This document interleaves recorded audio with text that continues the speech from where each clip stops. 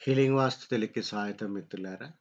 మనము ఒక 331 ఎస్ఎఫ్టీలో ఒక సింగిల్ బెడ్‌రూము తాలూకు కన్‌స్ట్రక్షన్ అనేది ఒక 15x23 కొలతల్లో కట్టుకోవచ్చు అనేటటువంటి చెప్పే ప్రయత్నంలో ఇది మూడో భాగం మిత్రులారా.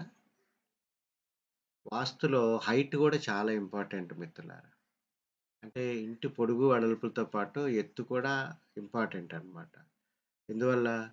ఈ ఎత్తు మనకు పర్ఫెక్ట్‌గా డిజైన్ చేసినప్పుడు మొత్తము ఆ ఎంక్లోజర్‌లో ఉండేటటువంటి ఒక స్పేస్ పల్సేషన్ అనేది మనిషి మీద ప్రభావాన్ని చూపెడుతుంది. అందువల్ల ఈ స్పెసిఫిక్‌గా ఈ ఇల్లు ఈ కొలతలతో కట్టుకునేటప్పుడు అంటే వెడల్పు 14 అడుగులు 10 అంగుళాలు 3/16 అలాగే పొడుగు 22 అడుగులు 3 అంగుళాల 5/16గా చేసినప్పుడు హైటు 11 అడుగులు 10 అంగుళాలు 7/8గా మీరు తీసుకోవాలి మిత్రులారా. దీన్ని మనము ఆహ్, హ్మ్. 3 రకాలుగా కేటాయించాలి. ఎలా అంటే ఫస్ట్‌ది సిల్ లెవెల్ అని చెప్తాం అనమాట. సిల్ లెవెల్ అంటే అర్థం ఏంటంటే, మన కిటికీ పెట్టుకునే లెవెల్‌ని సిల్ లెవెల్ అంటారు. అదే లెవెలు లింటెల్ అంటారనమాట. లింటెల్ అనే లెవెల్ ఏంటంటే, మన దర్వాజా ఎత్తు ఎంత ఎత్తులో ఉండాలి అనేది సూచిస్తదనమాట ఇది. అలాగే స్లాబ్ లెవెలు ఏ రకంగా ఉండాలి, స్లాబ్ లెవెల్ అనేది. ఈ 3 తెలిస్తే తాపీ మేస్త్రులు ఈజీగా చేస్తారు మిత్రులారా. కానీ తాపీ మేస్త్రులకి ఈ ఈ యొక్క వివరాలు, ఈ లెక్కలు తెలీదు కాబట్టి మీరు అర్థం చేసుకుంటే వాళ్ళకి మీరు చెప్పాల్సి ఉంటుంది మిత్రులారా. సో, ఇక్కడ మనము ఓవరాల్ హైటు స్లాబ్ లెవెల్ అంటే లోపల ఫినిష్డ్ ఫ్లోరింగ్ దగ్గర నుంచి స్లాబ్ కింద భాగం తయారైతే 11 అడుగుల 10 అంగుళాల 7 దారాలు ఉండాలి మిత్రులారా. కింద బేస్‌మెంట్ మీ అవసరాన్ని బట్టి అది 2.5 అడుగులు ఎత్తు కట్టుకుంటారా? 3 అడుగులు ఎత్తు కట్టుకుంటారా? అనేది మీ ఇష్టం మిత్రులారా. ఈ రకంగా మనం కట్టుకునేటప్పుడు ఒక దక్షిణం పక్కగా మనం తీసుకునేటప్పుడు మనము ఈ యొక్క దక్షిణం పక్కగా ఎంత ఎత్తులో పెట్టుకోవాలి అనేది ఫస్ట్ ఎక్స్‌ప్లెయిన్ చేద్దాం మిత్రులారా. ఇదిగోండి సిల్ లెవెల్ 3 అడుగుల 11 అడుగుల 3 అడుగుల 11 అంగుళాల 5/8కి సిల్ లెవెల్ పెట్టుకోండి. లింటెల్ సేమ్ అదే కొలతలతో పెట్టుకోండి. అప్పుడేమవుతుంది మనకి ఈ యొక్క లింటెల్ లెవెల్ అనేది అంటే కింద దగ్గర నుంచి దర్వాజా లోపల భాగం అనేది లింటెల్ అంటాం అనమాట. అది 7 అడుగుల 11 అంగుళాల 1/4 వస్తుంది మిత్రులారా. అక్కడి నుంచి 3 అడుగుల 11 అంగుళాల 5/8. ఎందుకు ఇంత ఎత్తు తీసుకున్నాం అంటే, లేకపోతే రెండవ కొలతగా మనం 8.5 అడుగుల లోపల మాత్రమే తీసుకోవాల్సిందుంది మిత్రులారా. అందువల్ల ఆ రకంగా ఇచ్చినప్పుడు మన అటక అనేది ఇక్కడ ఇస్తున్నాము. అటకకి ప్రయోజనం కలగాలి అంటే కనీసము ఆ ఇంటి ఎత్తు కూడా కొంచెం 11 అడుగులు తక్కువ కాకుండా ఉంటే బావుంటుందని చేయడం జరిగింది. ఈ లెక్కగా 12 అడుగులొచ్చింది మిత్రులారా.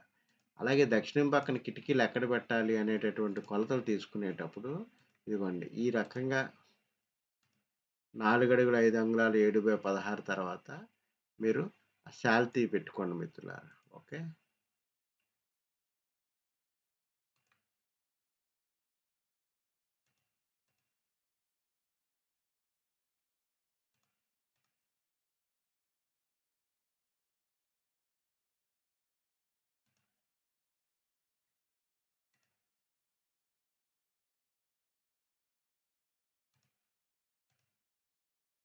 ఇదిగోండి 4 అడుగులు 2 అంగుళాలు 15/16 ఈ కిటికీ కొలతొచ్చింది.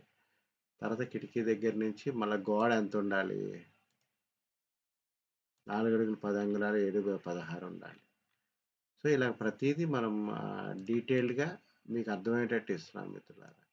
ఫైనల్‌గా అక్కడి నుంచి మనకి కొలత ఎంతుండాలి?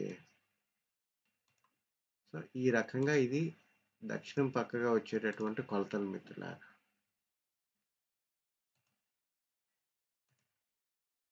ఓకేనా?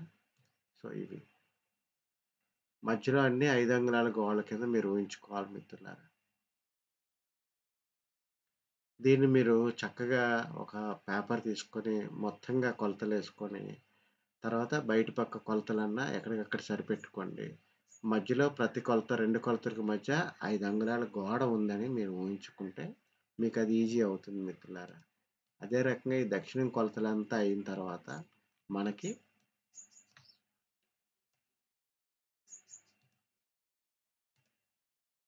ఈ యొక్క పశ్చిమానికి సంబంధించినటువంటి కొలతలు మిత్రులారా. ఈ కొలతలు కూడా ఒకసారి చూడండి. కరెక్ట్‌గా బయట పక్క నుంచి తీసుకున్నప్పుడు ఇది 5 అడుగులు 11, కిటికీ 2 అడుగులు 11 అంగుళాల 5/8. అదే రకంగా సేమ్ 5 అడుగులు 11 అంగుళాల 1/4. ఇది పశ్చిమం పక్కన ఉన్నటువంటి కొలతలు మిత్రులారా. అదే రకంగా మీరు ఇప్పుడు ఉత్తరం పక్కగా ఉండేటటువంటి కొలతలు మనం చూద్దాం మిత్రులారా. ఇక్కడ మనం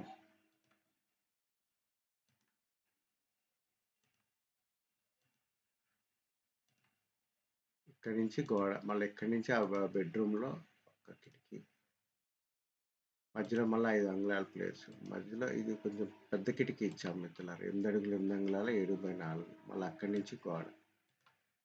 సో ఈ రకంగా మీరు అన్ని పక్కల ఈ రకమైన కొలతలకి మీరు చేసుకోండి. రెండేంటంటే కిటికీలు పెట్టేటటువంటి కొలతలు వెడల్పు అనేది అక్కడ పరిస్థితిని బట్టి అది మీరు సపోజ్ 4.5 ఇచ్చాను, మీరు 3.5 పెట్టుకోవాలనుకుంటే మీరు పెట్టుకోండి. అది దానివల్ల పెద్దగా శక్తి ఇంపాక్ట్ అనేది ఏమి ఉండదనమాట. అంటే అన్ని చోట్ల ఈ ఫ్రాక్షన్ ఆఫ్ కొలతలు మేము సాధించలేకపోతున్నామంటే దాని గురించి ఎక్కువగా బాధపడొద్దు. ఓవరాల్‌గా ఇంటి యొక్క పొడుగు, వెడల్పు ప్లాస్టింగ్ అయిన తర్వాత ఉండాల్సిన కొలతలే మనకి ఇంపార్టెంటు. ఎక్కడ నడుస్తున్నాం అనేది ఇక్కడ ఇంపార్టెంట్ మిత్రులారా. అందువల్ల మేము మీకు చెప్పిన విధంగా ఈ మూడో వీడియోలతో మీకు కావాల్సినటువంటి అన్ని డీటెయిల్స్ మీకు ఇవ్వడం అనేది జరిగింది మిత్రులారా.